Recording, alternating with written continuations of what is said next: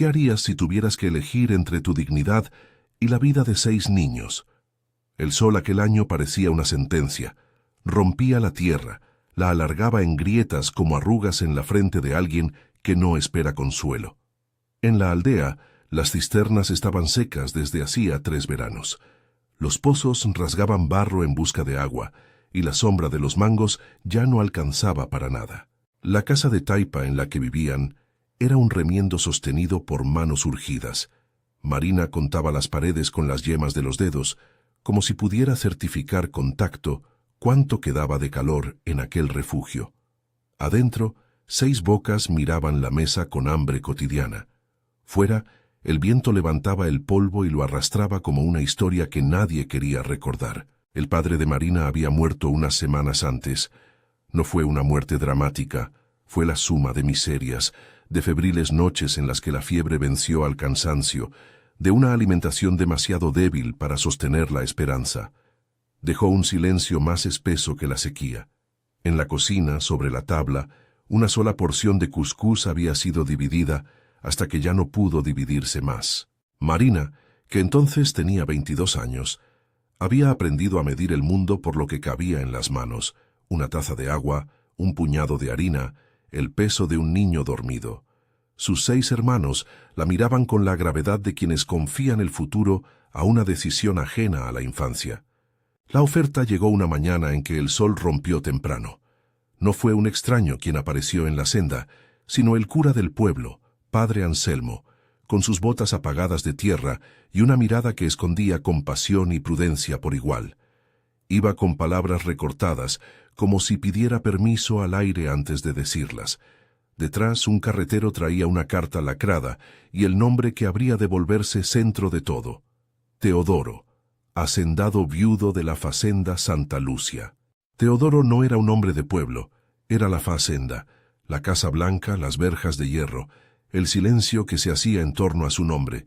Tenía una fortuna guardada en parcelas de tierra y un hijo que guardaba la tristeza de otra mujer. La oferta fue clara y fría: una esposa para cuidar la casa grande y al niño, trabajo seguro y techo para la familia de Marina. No prometía amor, ofrecía subsistencia.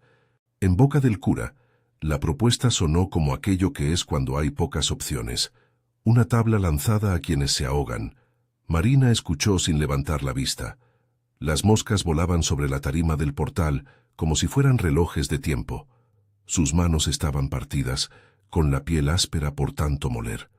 Cuando el padre Anselmo terminó, el rumor de la aldea se pegó a las paredes de barro. La noticia ya volaba, no como consuelo, sino como una verdad que nadie podía ocultar. Los niños se agruparon en silencio. Uno de los pequeños, con la edad aún pegada a la inocencia, apretó la falda de Marina con dedos que buscaban anclaje. Aceptó. No hubo escena heroica ni arrebato de orgullo. Hubo un pacto práctico que ella pronunció con voz templada, como quien conserva la dignidad en un gesto austero.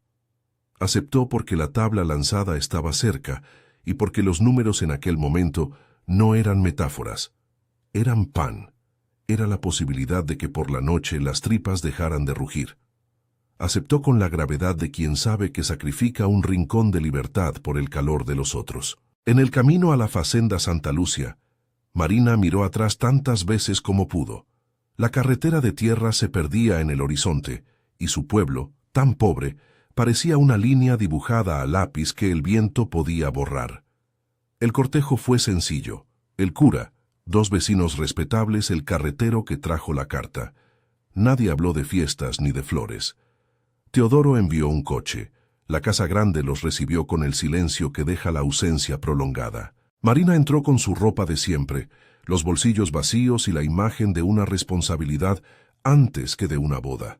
La ceremonia fue breve y sin adorno. No hubo música que llenara los pasillos, solo voces mesuradas y la bendición que padre Anselmo pronunció con manos acostumbradas a exhalar consuelo. A la salida, la gente del pueblo que acompañó la decisión volvió a sus casas con pasos lentos, como si llevaran en los pies el peso del cambio que habían impulsado. Marina, en el coche que la llevó a la facenda, no lloró. Miró el paisaje y anotó mentalmente las señales de la nueva vida. La distancia entre la ciudad y el pueblo, el olor del estiércol en los corrales, la geometría rígida de los muros. La casa de Teodoro no era solo grande, era un lenguaje de orden y memoria. En la sala principal, sobre una chimenea antigua, había un retrato enmarcado que parecía vigilar el lugar. Era la imagen de Isaura, la mujer que había sido esposa y madre antes de morir. La foto mostraba a Isaura con la mirada suave, un vestido que insinuaba sonrisa, las manos cruzadas sobre el regazo. Había algo ferozmente íntimo en aquella imagen, una pose detenida que reclamaba respeto, y que al mismo tiempo cerraba un espacio para quien llegara después. Junto al retrato, un cuarto permanecía cerrado con llave. Nadie lo abría, como si la casa no quisiera perturbar un pasado que aún respiraba en el polvo. Teodoro recibió a Marina con cortesía medido, de quien albergaba asuntos mayores que las demostraciones. Era un hombre de manos grandes y rostro marcado por el tiempo. Su voz tenía la gravedad de quien ha aprendido a contener el mundo con pocas palabras. No ofreció caricias ni promesas de amor. Le explicó, con la frialdad de la eficacia, las rutinas que esperaban a cualquier mujer que aceptara el oficio de cuidar una facenda: horarios, tareas, la disciplina del trabajo. Le habló de la tierra como un patrimonio que debía preservarse, y le recordó, sin crudeza, que allí no había lugar para rivalidades con recuerdos. Marina entendió desde la primera conversación que su papel sería sostener una casa donde la ausencia se había vuelto presencia. Dona Marieta fue la primera que la miró con desconfianza. Era la encargada de la cocina y la guardiana de la memoria de Isaura. Había trabajado con la mujer fallecida durante años, y su lealtad era una cuerda tendida entre el pasado y el presente. No fue hostilidad abierta, fue esa vigilancia silenciosa que las personas amanosas con el recuerdo practican. Dona Marieta cuidaba platos, apartaba objetos y hablaba de Isaura en presente, como quien no tolera que el nombre se vuelva pasado. A Marina la observó con ojos que evaluaban el temple. No la humilló, simplemente le mostró que el lugar no se entregaba fácil.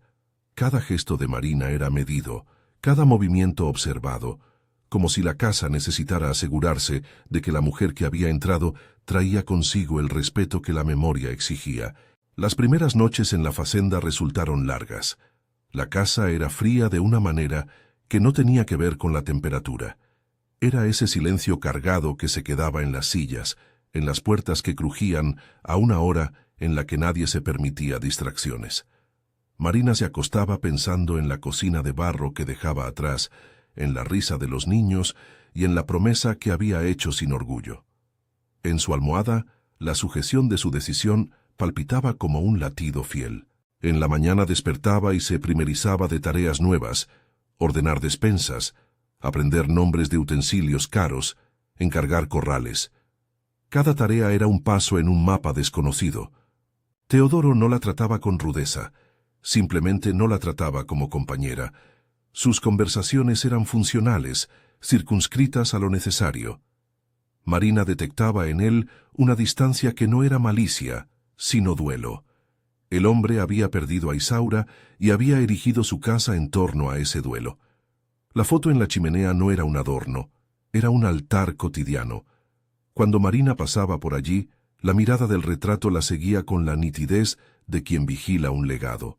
No había reproches. Había expectativas invisibles. La servidumbre, por su parte, se movía con la rutina aprendida, y en ella había refugio y protección, pero también la certeza de que el nuevo equilibrio debía ser experimentado antes de ser aceptado. Hubo pequeños desplantes que a Marina le dolieron por su simpleza: una taza que no apareció en su mesita, un cuarto que no recibió la limpieza de inmediato, la ausencia de una palabra cálida. Nada que la humillara en lo grueso. Todo lo que podía herir se alojó en los intersticios. El gesto de dona Marieta al pasar junto al retrato, el silencio de Teodoro cuando ella mencionó a sus hermanos, la elección de la servidumbre de mantener cerradas ciertas estancias. Marina no se quejó en voz alta. Había aprendido que el orgullo no alimentaba estómagos hambrientos. Aún así, por la noche, cuando la casa dormía y el viento rozaba el alero con un sonido de campana seca, ella permitía que la tristeza le aflorara en una lágrima solitaria. Una tarde, mientras barría el patio trasero, Marina encontró un objeto que parecía haber sido olvidado por la casa. Una cajita de madera con recortes de tela dentro. Eran paños, tal vez trozos de vestidos, un olor a naftalina y lavanda. Entre las telas, un trozo de papel con la letra de Isaura, anotaciones domésticas, recordatorios. Marina lo sostuvo con respeto. Esa cajita le habló de la intimidad que una mujer dejaba tras de sí. Le recordó que, en esa casa, ella sería medida no solo por el trabajo, sino por la manera en que llegara a habitar los pequeños actos del día a día. Guardó la cajita en su delantal y esa noche la puso en un cajón junto a las cartas que traía de su pueblo. Fue un gesto humilde. No pretendía apropiarse del pasado, pero sí quiso custodiarlo con manos que entendieran su fragilidad. Marina fue buscando su lugar con paciencia. Aprendió a cocinar para la mesa de la casa grande, con recetas que le fueron enseñando sin apenas hablar, a fuego lento, con ingredientes escasos, pero sabiendo estirar el sabor. Empezó a despertar más temprano para bajar al corral, para comprobar la comida del pequeño que vivía encerrado en la timidez de su niñez. No todo era rechazo. Entre los silencios y la rutina, había miradas que se suavizaban, gestos mínimos que comenzaban a abrir grietas en la dureza de la casa. Marina lo sabía. El amor no es una aparición. A veces es el resultado de costumbres compartidas, de sopas servidas en frío, de mantas arregladas por la noche. En una de las tardes en que el cielo parecía una tela quemada por el sol, Marina escuchó por primera vez la voz del niño de la casa. No fue una voz cantante, fue un murmullo asomado detrás de una puerta. Ella no sabía su nombre aún. Lo oyó antes de verlo, un sonido como si el interior de alguien tuviera miedo a expandirse. Abrió la puerta de la habitación donde éste se escondía y lo encontró encogido en una mecedora, con la mirada perdida y manos que jugaban con un viejo coche de madera. Era un niño con la palidez de quienes pasan mucho tiempo bajo techo. Cuando la vio, no supo qué decir. Marina se limitó a sonreír con la simpleza de quien entiende la importancia del tiempo. Dejó que el silencio fuera la primera conversación. Los días comenzaron a escribirse con esa lentitud insistente. Marina hacía y deshacía, se acostumbraba a los senderos que conducían a los corrales, a los pasos que debía dar para que la casa aceptara la presencia de quien ahora la habitaba. Teodoro, por su parte, seguía sin regalarle palabras que fueran más allá de lo necesario, pero en pequeñas cosas se notaba la tensión de alguien que sostenía un duelo. Había noches en que antes de dormir pasaba por el salón como quien repasa un santuario. Otras la mirada se le aflojaba y un gesto, un pestañeo largo, un apretar de manos, lo revelaba humano, frágil, capaz de nostalgia. En un atardecer en que las sombras se hicieron largas, Marina subió a la terraza y observó la facenda desde arriba. La tierra alrededor tenía el color apagado de la espera. En la distancia se veía la carretera que llevaba a su pueblo, y por un instante la vergüenza de haber dejado a los suyos fue un pellizco vivo en el pecho. Sabía que había elegido la vida de sus hermanos antes que la suya. Esa decisión la había convertido en algo parecido a una raíz. Se enterró donde hizo falta para sostener aquello que dependía de ella. Fue entonces cuando llegaron los primeros signos que no sabría nombrar todavía. No fueron grandes revelaciones, fueron pequeñas señales. Una taza puesta al borde de su cama por la noche, una nota con el horario de las comidas escrita por la mano de dona Marieta y olvidada en la cocina, el niño que dejó caer un juguete junto a sus pies y no huyó. Fueron indicios de que la casa se estaba abriendo en fisuras diminutas. Marina los recogió, como quien toma migajas que presagian un pan mayor. No celebró, aprendió a atesorar. Después de la llegada, cuando todo parecía instalarse en su nuevo orden, la aldea produjo rumores. Se hablaba de promesas que no se habían cumplido, de rituales interrumpidos, de costumbres que los dueños de la facenda respetaban con celo. Se murmuró acerca de una tradición en la que la imagen de Santa Lucia debía salir de la casa en una fecha señalada, como si fuese un contrato entre el pasado y la tierra. Marina escuchó esas voces con el interés de quien todavía estudiaba el mapa del lugar. No sabía aún que esa tradición tendría un peso en lo que iba a suceder más adelante. Por ahora, eran solo palabras que el viento trajo hasta la cocina, como semillas que todavía no germinaban. En las noches, cuando la luz lampiña quedaba en el comedor y la casa parecía una criatura que descansaba con cuidado, Marina se sentaba en el umbral y recordaba las manos de sus hermanos, el olor de la ropa lavada al sol y la risa que resonaba en su pueblo. No había vanidad en su sacrificio, había responsabilidad. Aceptó casarse para no morir de hambre. Aceptó para que 6 niños pudieran dormir con la panza menos vacía. Y mientras esa verdad la acompañaba, ella empezó a mirar al niño de la casa con la ternura de quien sabe que, a veces, el amor es un proceso lento y paciente. Si esta historia te toca, suscríbete. Aquí contaremos, paso a paso, cómo la vida puede torcerse hacia la esperanza cuando las personas deciden arreglar lo que el viento rompió. La primera semana transcurrió sin incidentes mayores. Marina aprendió las rutas dentro de la casa grande, mostró destreza en la despensa y una paciencia que la casa agradeció en silencio. Poco a poco, empezó a notar la presencia de objetos que pertenecieron a Isaura y que la servidumbre trataba como reliquias: un chal bordado, un juego de té, cartas en una caja cerrada con cera. Era como si aquel mobiliario fuera el cuerpo de la difunta al que nadie quería hablar mal. Marina no los tocaba por vanidad, sino por respeto. Comprendía que aquella memoria no debía ser atropellada. Una tarde, mientras ordenaba el cuarto de invitados, encontró una habitación que no había notado antes. Estaba al fondo del pasillo, con la puerta entreabierta y un silencio distinto que emanaba de ella. En el umbral, la foto de Isaura dominaba la estancia. No estaba empotrada en la chimenea, sino colgada en la pared, como si quisieran mantenerla cerca del lugar donde alguien pudiera verla al despertar. Marina se quedó viendo la foto más tiempo de lo que cualquier etiqueta social podría permitir. Sintió una punzada de compasión por la mujer que había perdido la vida y al mismo tiempo por la que había quedado, por Teodoro, por el hijo y por ella misma. Aquella noche, al acostarse, vino la primera vez que pensó en el futuro con un hilo que no tuviera el nudo de la necesidad. No era una esperanza romántica, era la posibilidad de que, con trabajo y tiempo, la facenda dejara de oprimir a las personas con la frialdad de los recuerdos. Antes de dormir, Marina imaginó una pequeña mesa en la cocina donde sus hermanos podrían venir en semana de cosecha.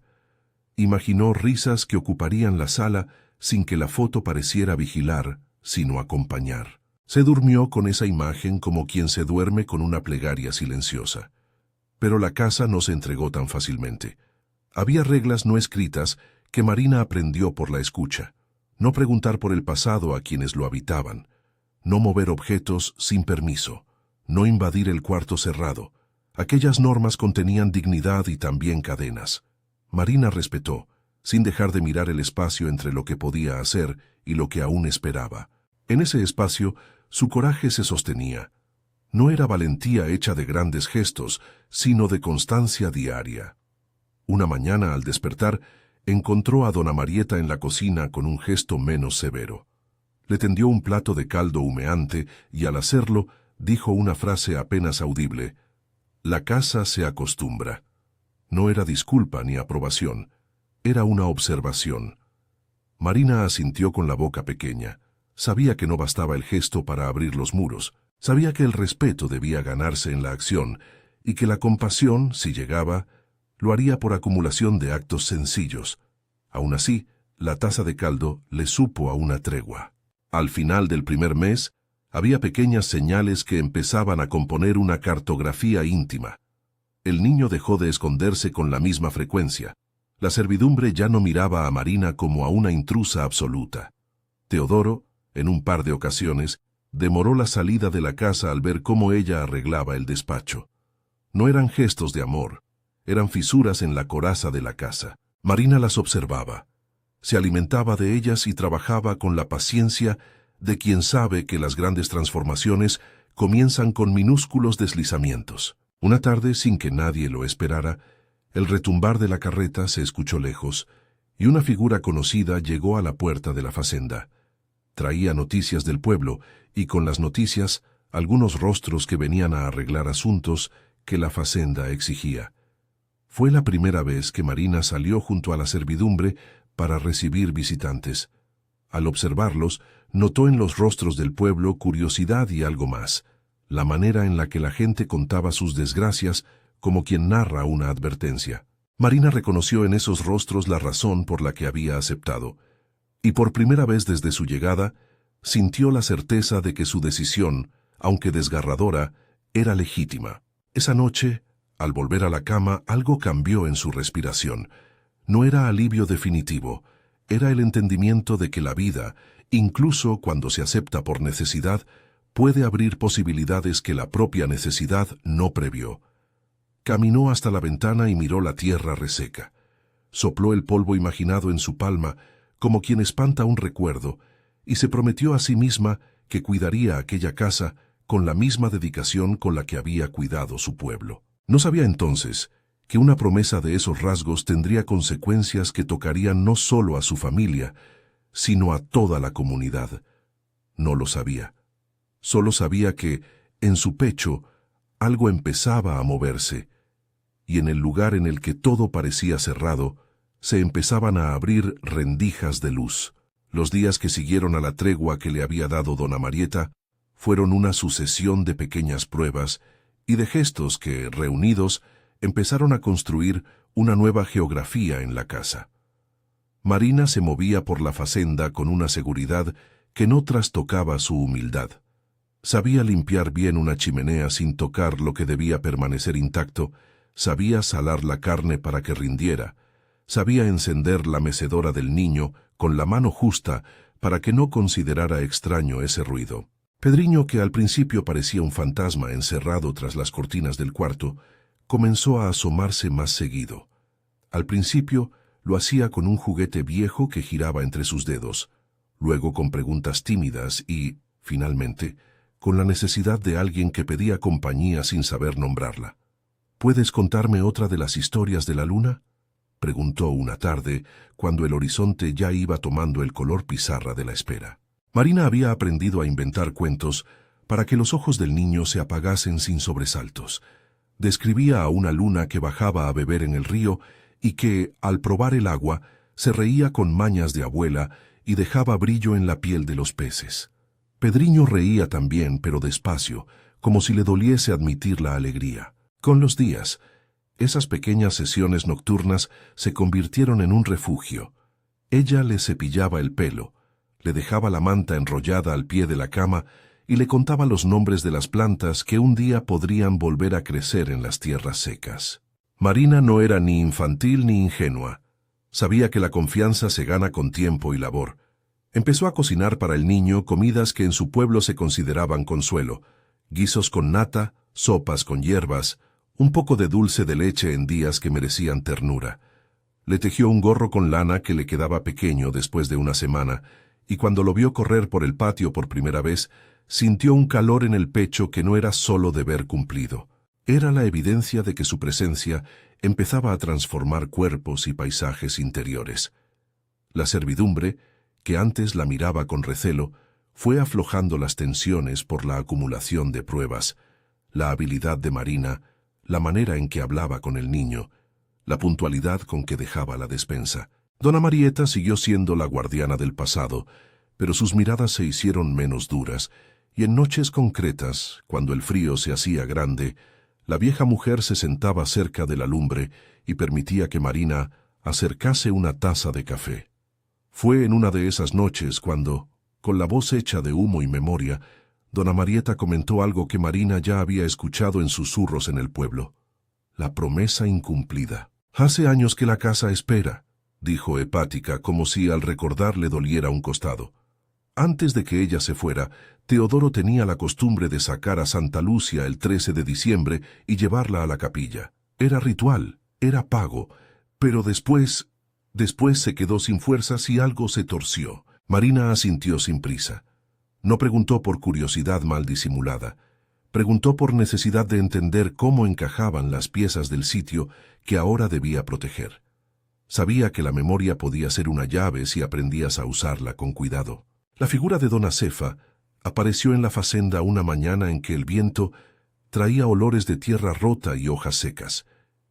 Era una mujer bajita, de trenzas grises, con los ojos vivaces de quien había visto demasiadas estaciones y aún tenía trabajo pendiente con la gente. En el pueblo la llamaban Bencedeira, y su llegada no tuvo nada de espectáculo.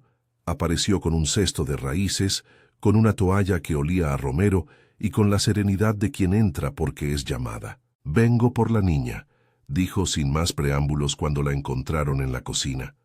Su voz no pedía permiso, pedía acogida. Dona Cefa no fue nunca una figura de autoridad eclesiástica. Era otra forma de religiosidad popular. Manos que curan con aceite, palabras que calman, trazos de sal y oraciones que no sustituyen la misa, pero acompañan a la gente. Trató con respeto la imagen de Santa Lucia, habló con ternura de Isaura y no se permitió ninguna burla sobre las promesas rotas. Explicó a Marina con la simpleza de quien privilegia la verdad sobre la leyenda que las promesas no cumplidas terminan en angustia colectiva. «La tierra y la memoria guardan rencores», dijo en voz baja, como si leyera un libro que nadie más podía ver. «No es que la lluvia venga porque rezamos», aclaró con rapidez al notar la expresión de Marina. «No confundas palabrerías, pero la gente junta la fuerza y eso mueve la interlocución entre los vivos. A veces uno tiene que pedir para que las manos de la casa vuelvan a trabajar en paz». Marina escuchó y captó la delicada diferencia. La novena no sería una máquina de milagros, sino un gesto que podía despertar conciencia y reparar heridas. En su interior, la idea empezaba a incubarse. Si la sequía tenía un nombre que incluía los incumplimientos, quizá la solución necesitaba un acto de reparación que fuera visible para todos. No por superstición, sino por justicia. Devolver aquello que había sido prometido, restituir el rito que había unido a la casa con la comunidad. La noche en que Marina decidió proponer la novena al padre Anselmo, la luna se asomó con pudor. El cura la recibió en la sacristía con la ternura habitual y la prudencia que le venía de tantos años de gobierno parroquial. No se opuso, tampoco cayó en entusiasmos. «No puedo prometerte milagros, niña», dijo. «La novena es oración, oración que une, que recuerda y que a veces cura porque repara el tejido social. Si tu intención es cuidar y reparar, la Iglesia te acompañará. Pero que nadie crea que esto es una garantía. Nosotros oramos y trabajamos». Fue suficiente. Marina, que no buscaba garantías, sino la posibilidad de una reparación pública, encontró en las palabras del cura un horizonte plausible. Empezó a hablar con vecinos, con mujeres del pueblo, con la servidumbre. Dona Cefa se ofreció a ayudar con la organización de las noches. Velas, rezos breves, cánticos que todos conocían. El plan que Marina trazó fue simple y paciente. 9 noches de novena, convocando a la comunidad para pedir por la facenda, por el niño, por la memoria de Isaura y por la apertura del corazón de quien llevaba el peso del pasado. Las noches de la novena tuvieron un ritmo propio. Llegaban al anochecer en silencio, con cestas de comida compartida y mantas para quien viniera de lejos. Se encendían velas en la capilla pequeña que quedaba al lado de la finca. La gente se sentaba en banco de madera. Las voces se iban acostumbrando a un mismo compás. Padre Anselmo guió las oraciones con una mezcla de liturgia y palabra pastoral. Dona Cefa, en el atrio, bendecía con agua perfumada y dejaba en la puerta pequeñas hojas que sabía calmar el sueño de la gente. Había niños que corrían entre las piernas, ancianos que lloraban con discreción y mujeres que cantaban como si entonaran costumbres que el hambre no había logrado arrinconar por completo. Cada noche dejó huellas. Pedriño comenzó a participar de modo tímido.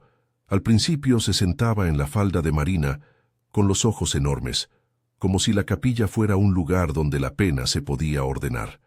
Al tercer día lo sorprendieron llevando un mechón de cabello suyo, que había cortado sin decir a nadie, para ponerlo junto a la imagen de Santa Lucia.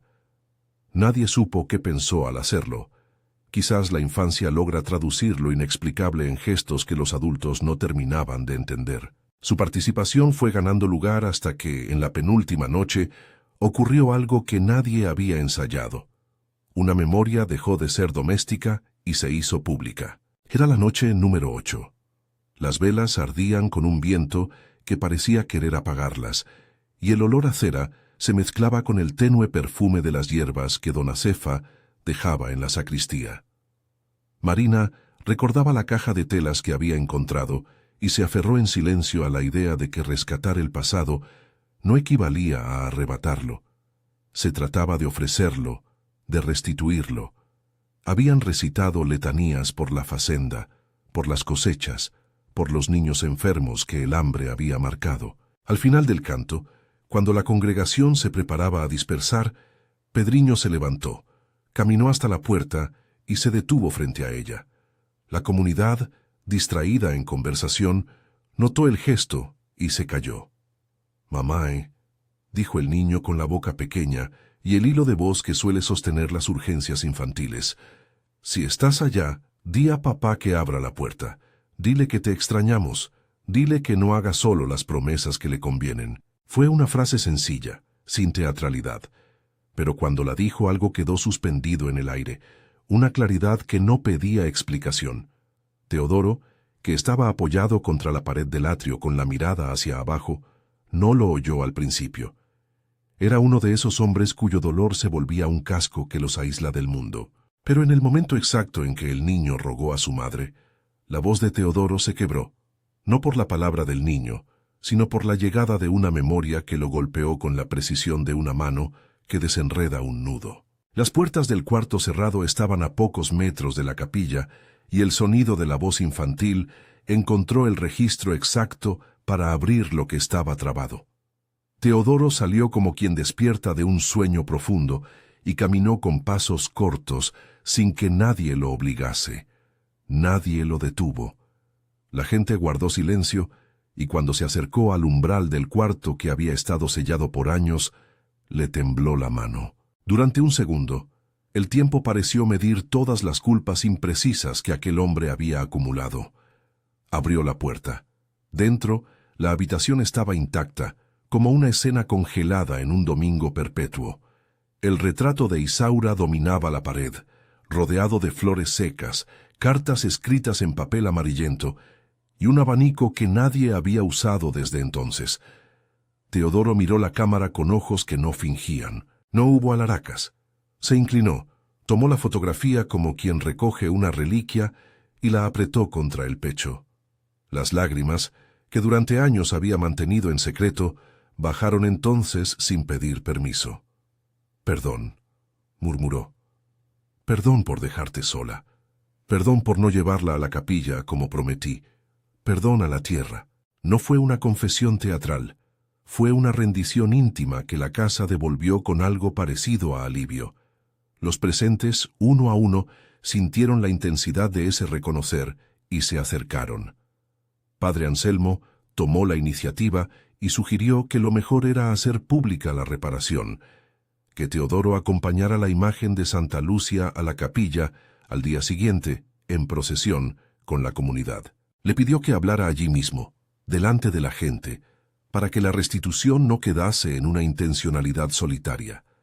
Teodoro se quedó en silencio, con la fotografía apretada en la mano, como si la culpa aún le pesara más que la voluntad.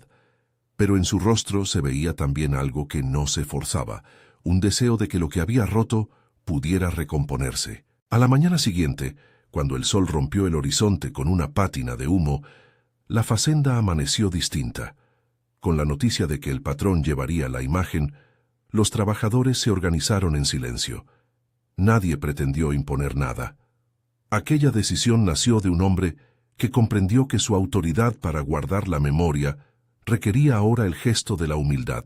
La procesión fue sencilla y con la dignidad de lo verdadero. La imagen de Santa Lucia, envuelta en un paño blanco que Marina había encontrado en la caja de telas, fue colocada en un tablero modesto que 2 jornaleros cargaron sobre los hombros. La gente se alineó detrás en silencio ritual, mujeres con mantos, hombres con sombreros en mano, niños que corrieron a colocarse al frente. Don Acefa caminó con un ramo de romero en la mano, y Padre Anselmo cerró el cortejo con un rezo en voz alta. Marina, que iba cerca del tablero, sintió el peso de la comunidad sobre sus hombros. No un peso que oprime, sino una responsabilidad que abriga.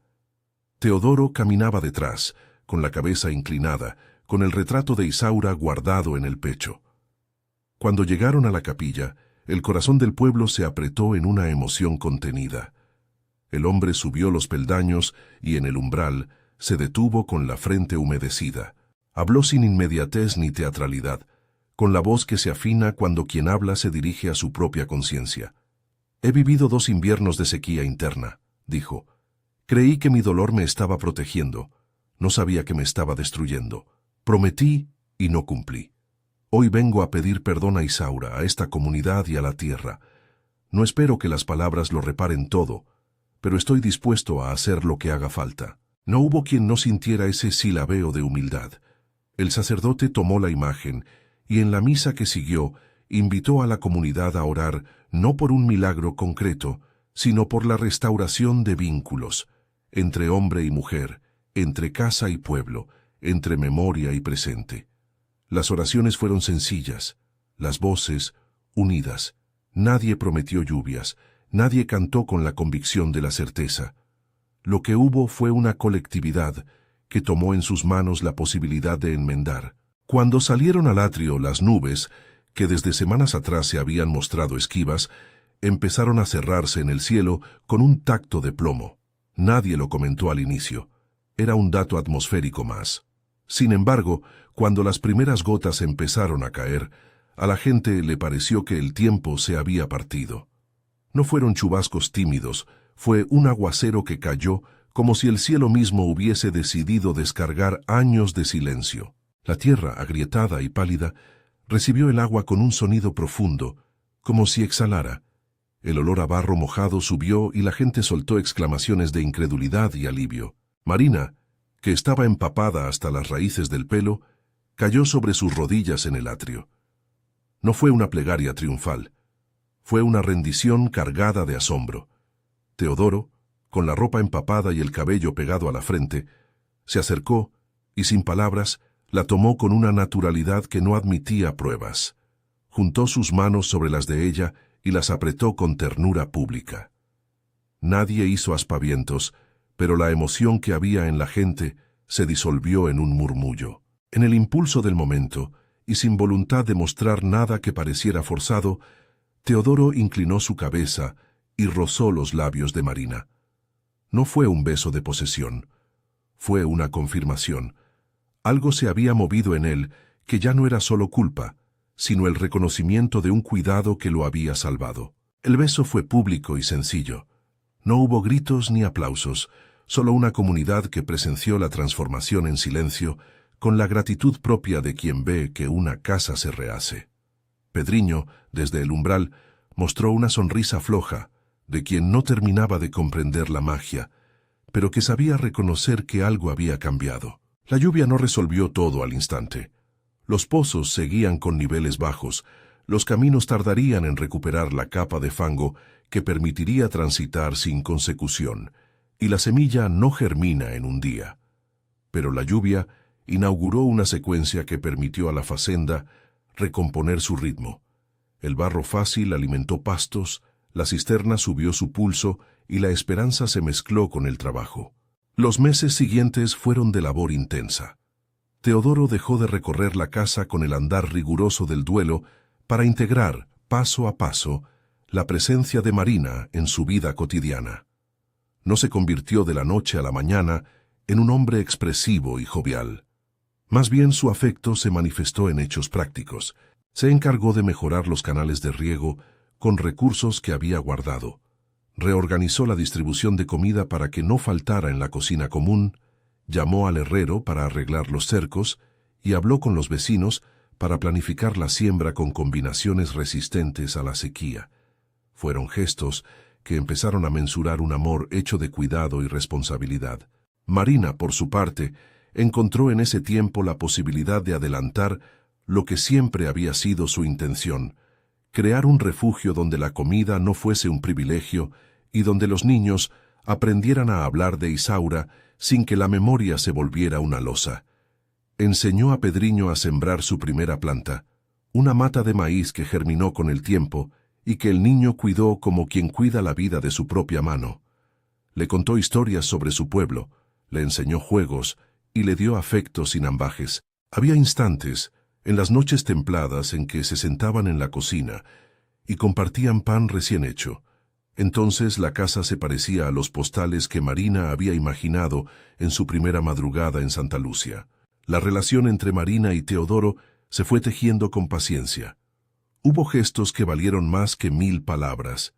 Él la auxiliaba en las tardes de trabajo pesado y, sin que lo dijera, la defendía ante comentarios malintencionados en el pueblo. Ella lo acompañaba en las noches en las que el insomnio lo dejaba pálido y no lo juzgaba por sus pérdidas. Fueron las conversaciones lentas, los silencios compartidos y las pequeñas atenciones, una taza de café a la hora justa, una mano sobre el hombro en la fatiga, las que construyeron un afecto sólido. No fue un amor de cimas ardientes, fue uno que brotó de la cotidianidad, de la gratuidad de cuidar y de ser cuidado. La comunidad observó esa transformación con un respeto que olía a reconocimiento. Algunos vecinos, que al principio habían susurrado críticas por la decisión de Marina, terminaron por visitar la casa con ofertas de ayuda, semillas, herramientas, consejos. Don Acefa siguió a su lado, no como quien supervisa, sino como quien acompaña.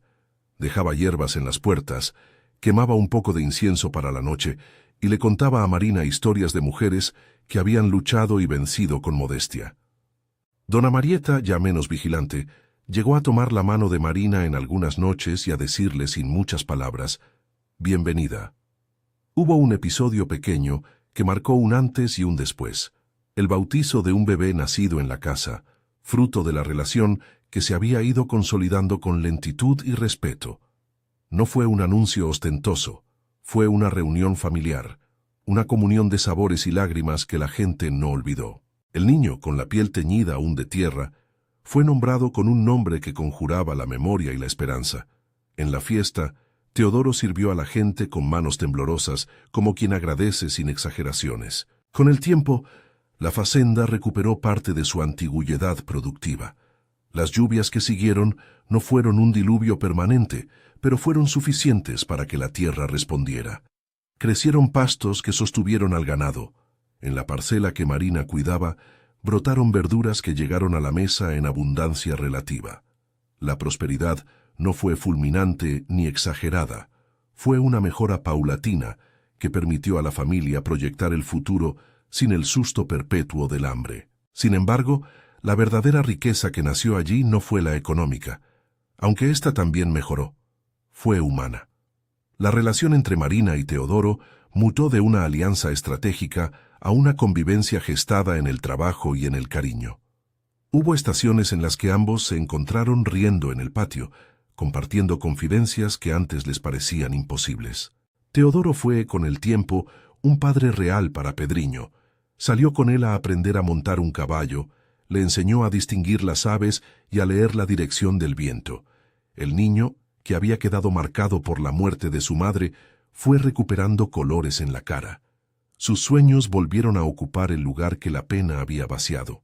La comunidad también mantuvo la novena como una marca anual, no porque creyera que así tendría siempre lluvia asegurada, sino porque ese ritual les recordaba la necesidad de sostener los lazos. Cada 13 de diciembre, la imagen de Santa Lucia salía de su lugar. La gente se reunía y la capilla se llenaba de voces. Era un rito que ya no servía a un pacto de superstición, sino a una promesa social.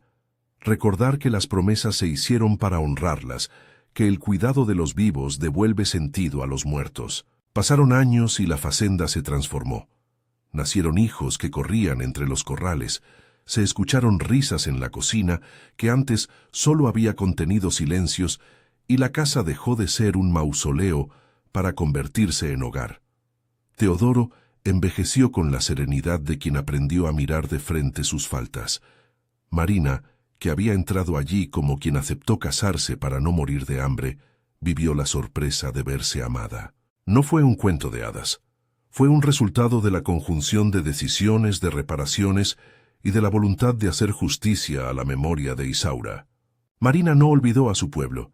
Siguió enviando parte de la producción a los suyos, invitó a sus hermanos cuando las cosechas lo permitieron y sostuvo una red de cuidados que evitó que la angustia regresase como amenaza.